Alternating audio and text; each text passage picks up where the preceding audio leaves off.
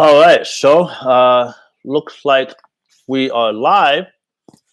Loosen this up since we're getting towards the end of the day, but we are live. This is exciting. This is awesome. This is exciting, and this is awesome. So it's August 11th. I apologize for starting late today. 13 minutes and 20 seconds late. Uh, had some technical difficulties. There's some. I guess there's a new version of Chrome that's sort of I don't know. And I tried to do this on a different browser that didn't work. So here we are. Next time should definitely be here on time though. So I'm gonna be here about 25, 30 minutes, I would say, maybe a little less. Um, but again, okay, there we go. All right. So this looked pretty good. Is it good? Okay, so for those of you that have been here before, um, you know, uh, almost every week I hop on and I do live call regarding the call center business, and I answer questions about the call center business or about business in general, or to some extent about life. Um, and but the focus is on call centers and how to start one, or maybe different pieces of advice that you're looking for as you're on the journey or path to launching a call center. Um, and the premise of this is based off of my years of experience owning and running a call center. And so I'd like to do that. Now, going into every week and every time we do these sessions, there are typically some questions that were asked over the past week or a couple weeks, depending on how long it's been since I've last gone live. And I like to reference those overall. I like to reference those just in case there aren't people on asking me questions live. So I want to prioritize any questions that come in while I'm speaking here live on the video. But in terms of making sure there's some level of content, hey Lauren, good to see you on here. I want to make sure that there's some questions answered. And Lauren, I know you're a veteran, but do you have any questions at all that I can answer? Because I'd be happy to. Um, so again, I prioritize live questions, but I usually come in with some questions that are ready so that we have some stuff to talk about. Now, before I answer any questions, the first thing I want to mention really quickly is that we're not going to be keeping the free Facebook group up forever. Unless we get some more uses out of it. So recently there have been a lot more threads and stuff, so that's encouraging. So in that case, maybe we'll keep it going. But if it doesn't continue to have, value for people, then we're not going to keep it and we'll just stick to the YouTube channel, which I'm completely okay with. Now, as far as the paid group, the tribe, we're going to keep that going forever for as long as this course is available. For as long as I'm teaching the course in general, which is going to be the foreseeable future, that Facebook group is going to be available. And we're going to be doing some cool stuff. There is within the paid student group, we've got the cold email bootcamp coming up in a couple weeks, actually about a month out. So that's exciting. It's with one of our tribe members that's really killing it on the email front. He has like 40 full-time agents or 50 full-time agents working for him. Really cool. Now, again, there's a few questions that came in over the course of the week. And I will get into them now. So the first question that came in, which is really is something that is like the most essential question in terms of why someone might come to the channel. But I also haven't answered it in a very long time. And it is, why would you start a call center business? And, it's a very important question, right? A lot of people that are looking into it have not looked into a call center before. It's not the type of thing that you hear about on a daily basis. And, before I keep talking, I'm going to turn the air on really quickly. Um, all right, just a moment here. There we go.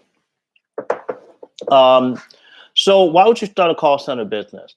Um, One of the biggest reasons to start before you start anything really, I think that people need to get a sense of, you know, if they're already an entrepreneur, how will this new venture help you? Will it help you get towards your end goal? Is it something that will allow you to take advantage of an arbitrage or opportunity that you just can't resist, trying out or venturing into? Is it something that you feel like can get you out of your current situation in terms of job, in terms of maybe the financial situation? And you got to consider a lot of things. And so the only difference between a call center and other business is the characteristic of running it, right?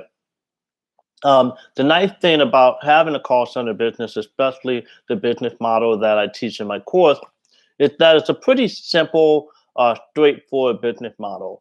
A lot of people aren't very aware of what a virtual receptionist company is, but once they are made aware of it, it becomes a pretty simple concept, definitely easy to understand.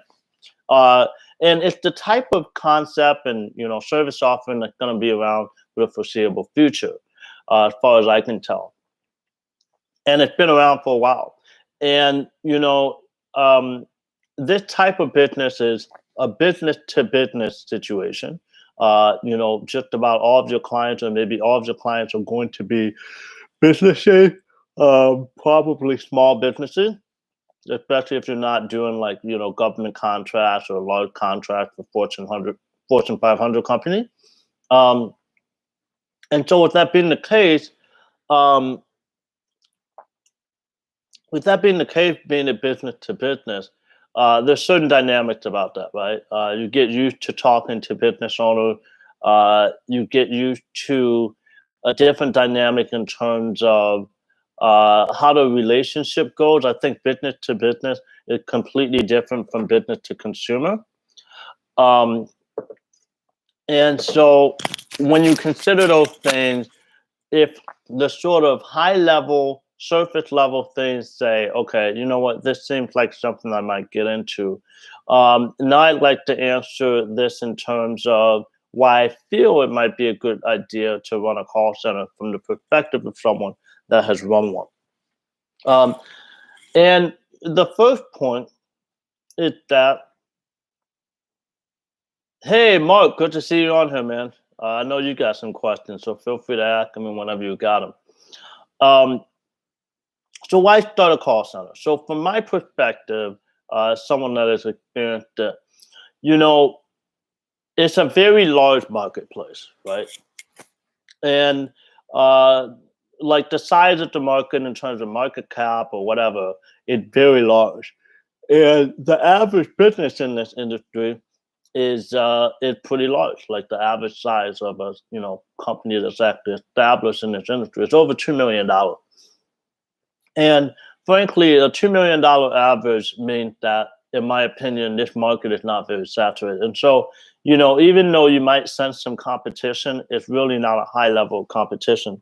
The majority of stuff that you're going to be dealing with is just pushing through in terms of figuring out your client acquisition efforts. Everyone's going to have, the thing that works best for them in terms of how they'd like to go about, and ultimately what ends up being their most successful client getting path. But again, it's different for everyone, and most people are not willing to push through that. And so, but the beautiful thing is, once you do push through that and you end up on the other side of it, um, the call center business is one of the, frankly, it's like the best opportunity I think I've ever done over all of the different businesses I've tried over the years. And the reason for that is because the service offering is something that you don't have to innovate and change up all the time. Once you get your system set up, once you get, your protocols in place, your policies and all that, and you have a client getting system, it's something that you can just continue to build without having to be too inventive, too innovative. You don't have to like go crazy. And so, once you get to the point where you have some resources to pour into employees and such, you personally don't have to spend that much time in the business, right? And myself, I prefer to be a bit more of a lifestyle entrepreneur. Obviously, there's some hustle when you're trying to get yourself together, but I didn't do this so that I could work 80 hours a week for the rest of my life. I did it to have control. Frankly, I would not be in business at all if there weren't some element of control over my life, which means having a certain amount of time to ensure. Um, and so I apologize for the yawning. I have a puppy, and this puppy had been, it feels like a newborn baby. You're waking up at all times of night. So, anyway, um, it's nice to have control of your time. And it's nice to not have to work 80 hours on your business every single week. And what you find in this business is that when you start off, you're going to need to put in some work. You're going to put in some effort to get that train going. But once it's going, the train just can't stop moving. It's a fantastic situation. We were in a situation where, we could have really um, a bunch of different just sort of things going for us without having to um, without me personally intervening or personally figuring it out myself, right? um, so I would say that's important. What else? So it becomes easy to run once you get it to a certain size. What else? The other thing is that you're serving small businesses that really truly need the service. um, when you're in situations in certain businesses, sometimes when you're running it, it can you sort of wonder sometimes whether or not what you're pitching to someone is something that they really need. Like, it might be cool, but do they really need it? In this case, pretty much any business that had phone calls coming in needs someone to answer them. Like, I would say that's an important thing. And a lot of businesses aren't very good at answering the phone. And so when you start answering the phone for them and you do it well, you're providing a legitimate service that is a very tangible value that they can see and appreciate, and that might translate into, a increase in revenue or business for them.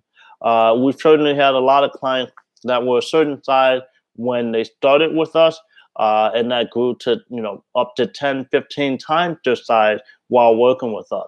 And I'm not going to say it was because of us, because it wasn't. But in terms of making their lives a little easier as they grow their business and build their business, it's a real value adding service that you're providing. So you can go to sleep at night knowing that you're providing something of value to all of these different clients of yours. And when you know that, when your employees know that, it makes it easier for them to show up every day and go a little bit harder to try to make the company work. Um, the other cool thing is that the job is just a really honest job. You're providing, receptionist job. They show up, they work their shift, they help their callers, and then they log off. They don't even have to go home; they just log off. Um, and so you're able to be an employer in a way that is beneficial and helpful to people's lives. There's a lot of jobs out there that are pretty soul sucking, especially even in the call center industry. But in the virtual receptionist niche, which again is what I teach in my course, we spend. It's a very good job for the receptionist. They're gonna have obviously some things that they get annoyed about here and there, but in terms of their overall happiness, we found that people are very happy in the job. Over hundreds of people that we hired, we only had 3 people that I'm aware of that ever quit the company. And so that's an amazing thing. Obviously, there were some people that we had to part ways with, but in terms of them saying, "I'm not happy with this anymore," we only lost 3 people. So I think that's absolutely incredible. Um, and you know what? Honestly, I could go on all day about answering that question, so I won't spend all day on it. But if I would have named 3 really quick things, one is that the competition isn't too high. There's a high ceiling in terms of income you can make. 2, you can put as much time as you want or as little as you want once you get the business to a certain size, which is fantastic and freeing. And three, you're providing a service that you and your employees can be very happy to provide. I really need some water, but I'm just gonna get it after the call. Okay. All right. So another question: how much money did you invest in your business up front? Okay. So, really simple question. When I the day I launched Vicky Virtual Receptionist, I was in for approximately $500. Um, yeah, so it's like $500. It might have been a little bit less than that. Part of the reason that we were able to make it that price, or that I was able to save that much money, was because um, I built my own website. I built it on like WordPress. I'm not a software developer, but I was able to do that. That's one. And then two, I didn't do everything. Like I didn't set up the LLC until after we launched. I didn't get like business insurance and all kinds of crazy stuff until after we launched. I didn't. We did start day one with two full-time receptionists that were, U.S. based, but that wasn't the day one launch cost. Now, the most money that I was in for as I started to develop the business, and at the time it was myself and a co-founder, and he didn't put in any money, by the way. The most money that we collectively were in for was $3,500 for this business. So $3,500, that was after, we were already generating revenue. Technically, we had clients on day one, so we hadn't captured the revenue yet, but we figured that we'd be able to make it through the trial. So like from the first week, we had revenue, and we were, showing some traction. So it was worth putting that extra money into the business in order to, keep it going until we broke even and started to claw back into overall profitability. So the point is that my only true risk was some time and $500. So yeah, that's the answer to that. What else? And Mark, if you have any questions, feel free to ask me. Good to see you on here. I'm gonna be on here another 15 minutes or so. How do I know if starting a business in general is for me? Well, it's sort of it's a good question because a lot of people don't sort of think about or realize that starting a business is not for everyone. A lot of people want to believe that starting a business would be a good idea for them, but frankly, it's just not. And it's really hard to realize that truth sometimes if you haven't actually started a business before. And so, there are people that they're not into business at all. Like they don't like talking about it. They don't like doing anything. But there's some people that seem like they sort of act like they care about business, or that they're like really into business, but when it comes down to it, they're into dreaming and not really into the day-to-day of running a business. And so if you've gotten past that stage though, and you're like certain, no, I want to run a business,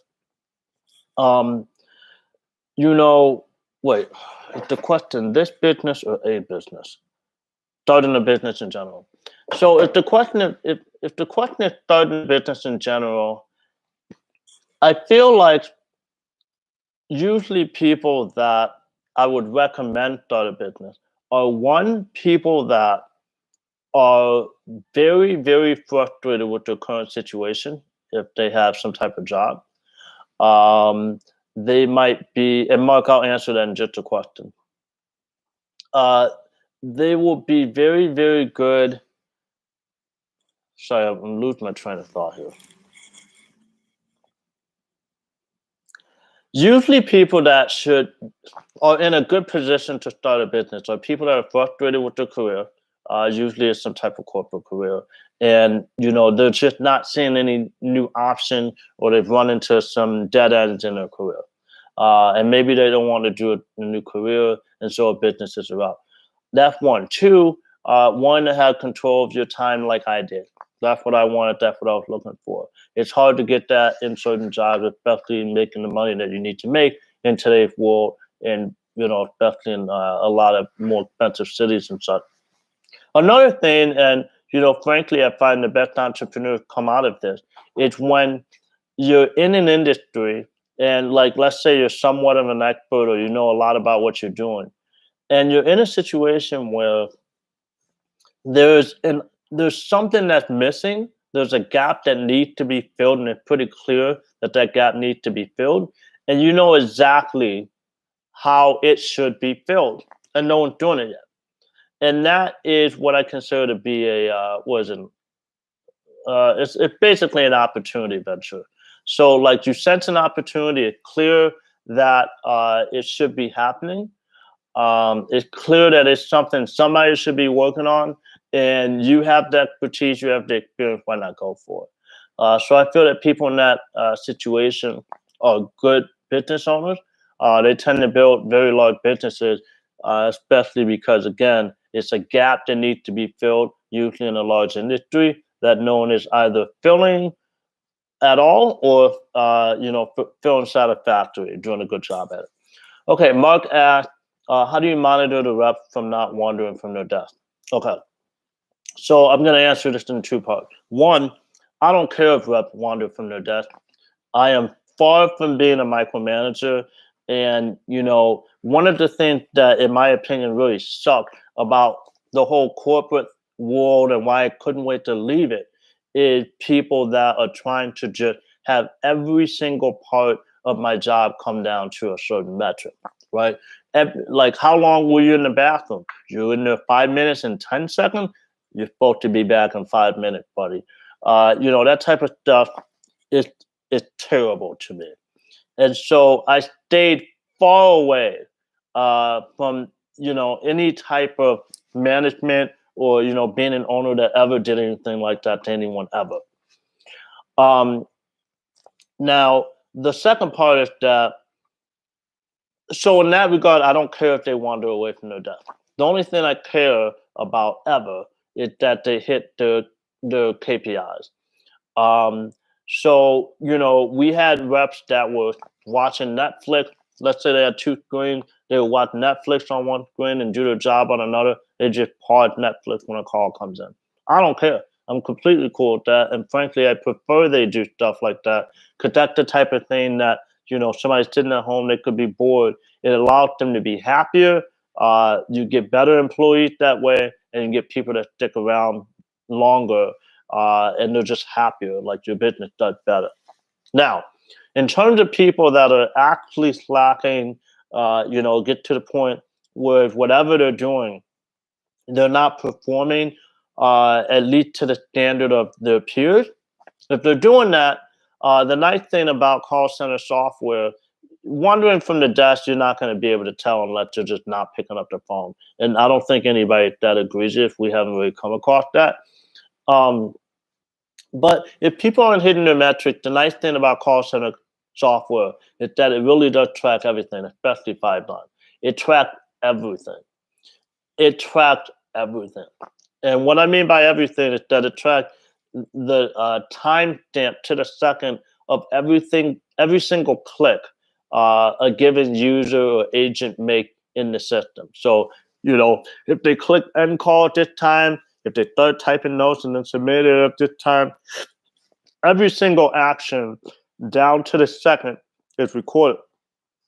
On top of that, there's all kinds of visualization reporting. The reporting is immense and incredible.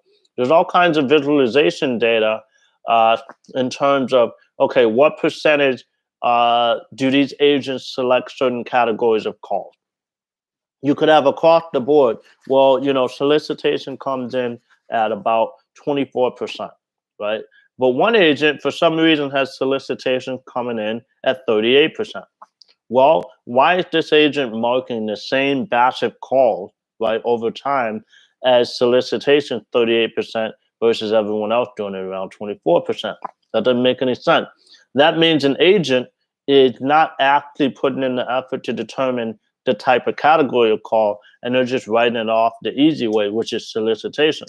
On solicitation, you're not typically gathering much detail from the caller, um, and sending that call summary email off, and so you don't have to do as much work as the way it's lacking.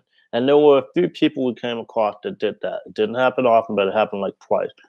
Um, but again, those things are very easy to see. They're glaring and they're obvious. So the answer is that you don't have to do anything. You can just see it, bring it up, and be like, listen, you know, either improve or it's going to be an issue.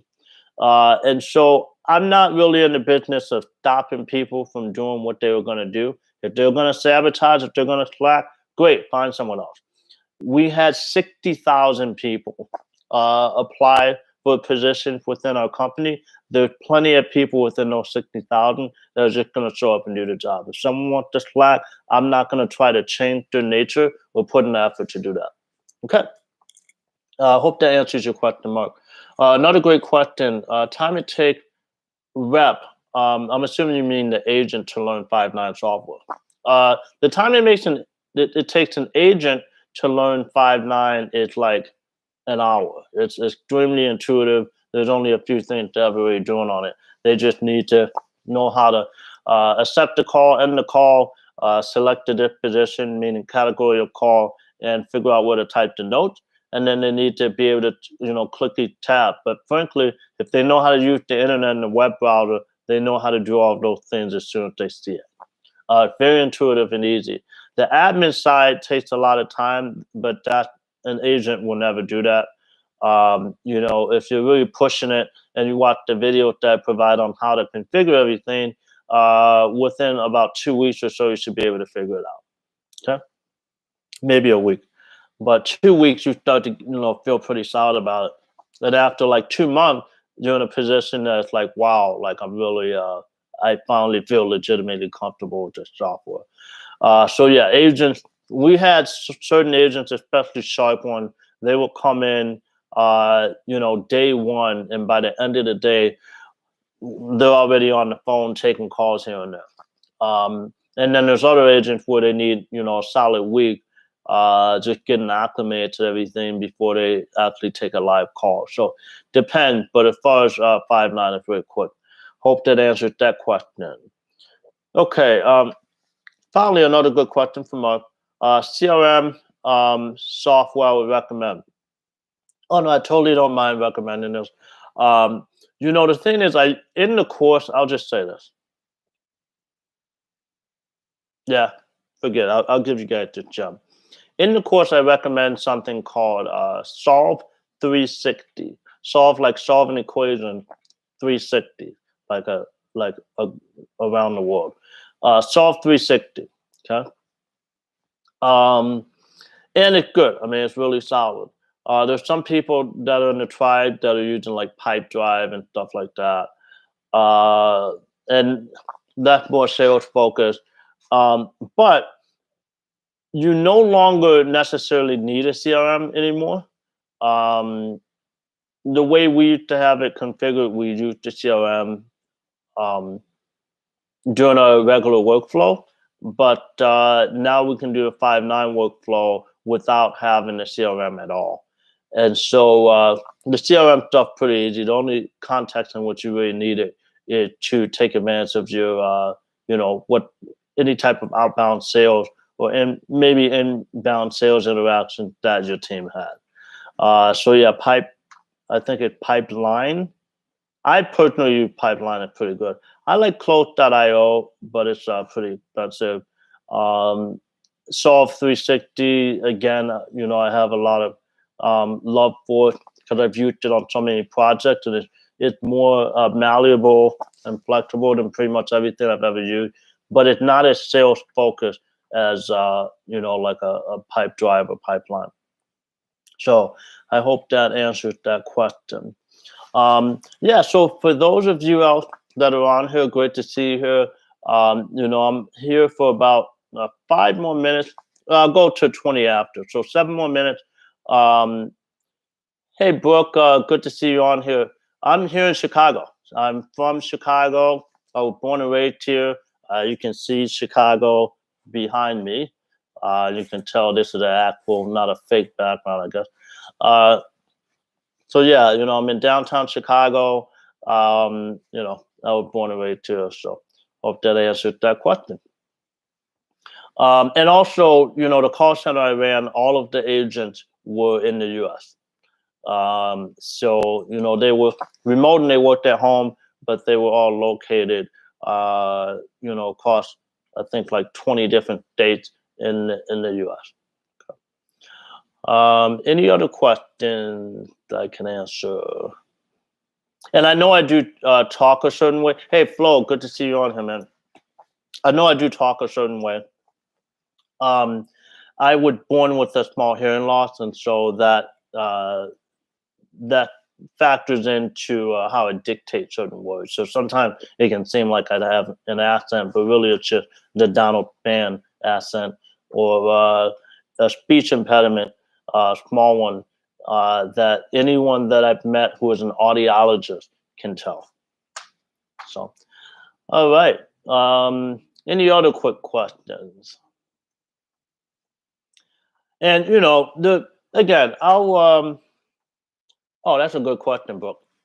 So Brooke asked, do you feel like call centers will be ruined by robotics? So, there's certain call centers that already have a decent amount of AI voices and such that have infiltrated them, for instance, so to speak.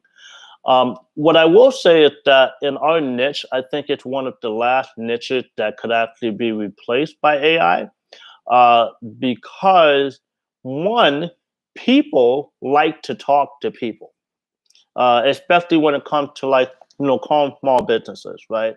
I think it comes when it comes to Fortune 500 companies and they have like these huge things, huge customer service department. There's certain things that people are they find acceptable in terms of dealing with a computer, but frankly, you and I both know whenever we hop on the phone, it's like this dreaded thing. How quickly can I get to a human? I want to get to a human as quickly as possible. And it's going to be that way, I think, for the foreseeable future. Um, Maybe there will be a point at which AI will be so freaking good, especially with quantum computing on the rise. Maybe there will be a point where customer service will legitimately be more convenient through AI. But when you're calling like a doctor's office and you're dealing with receptionists, um, they like the feel that they're talking to someone. People are reassured that they're talking to a human in terms of knowing that whatever the issue was going into the call will be attended to as a result of the call, right? Like 40% of our clients were attorneys. People were called in, with the case, like, hey, I have this case. These are the details. I'd like a lawyer to help me. When you're in that situation, do you want a computer to say, "Oh yeah, we got you," or do you want a human to say, "Yeah, I'll get your information over to the attorney. I've scheduled the consultation, and someone will reach out to you. I can assure you of that." Um, you know, no one can be absolutely certain, but again, in this niche, I feel really good about it. I feel like we got decades on decades on decades. But people that are born, like say right now, they might not care about that stuff. They might be so used to AI and robotic that they just don't care about human interaction, at least on the phone, the way that we do.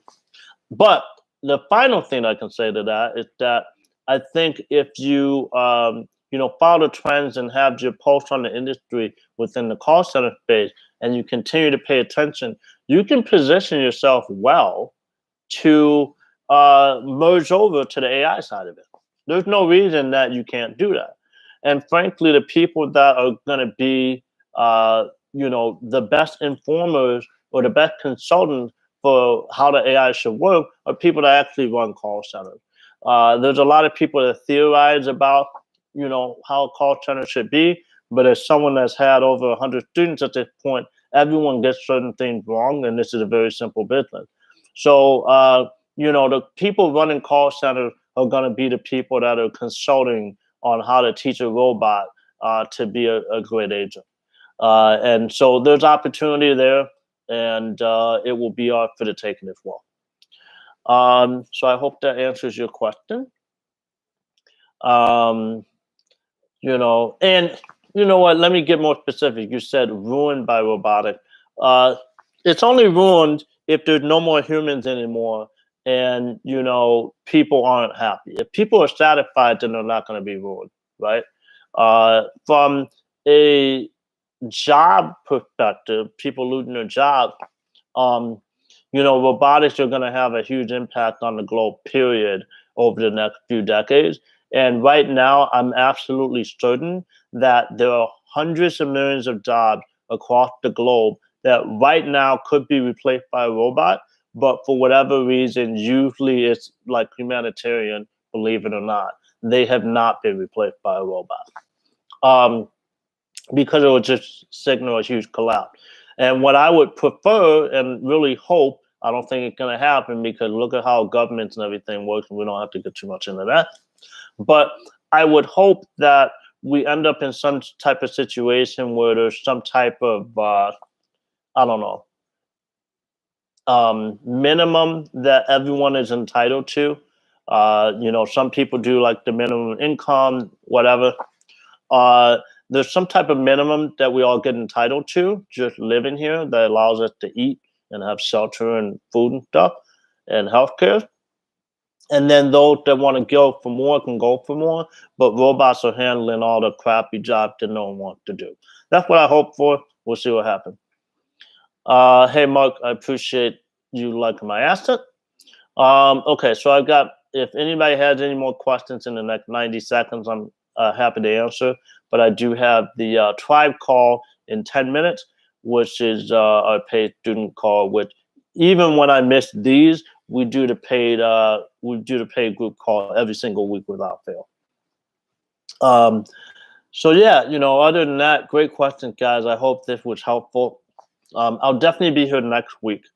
And so this is actually my birthday month, so I'm really excited about that. And yeah, we've been running this thing now for about a year and a half. Yeah, a year and 6.5 months now. And, now we've had about, I don't know, 140 students come through the program. About 35 to 40 people have launched, and at least 15 to 20 have gotten to at least 10 grand a month in revenue. So there's people making moves. There's people making moves. Definitely some exciting times ahead, and I'm really excited to see what you guys put together. If anybody's interested in learning more, callcentercash.com, and then you can go from there. But yeah, other than that, I appreciate you guys being here, and I'll definitely see you next week. And if you have any questions that you forgot to ask here, feel free to either email me or you can comment on this on the replay, or you can comment anywhere on the YouTube channel, or you can comment in the Facebook group, and we will answer that. Or you can just sort of write it down for notes, and we'll see you next week. But again, thanks a lot, guys.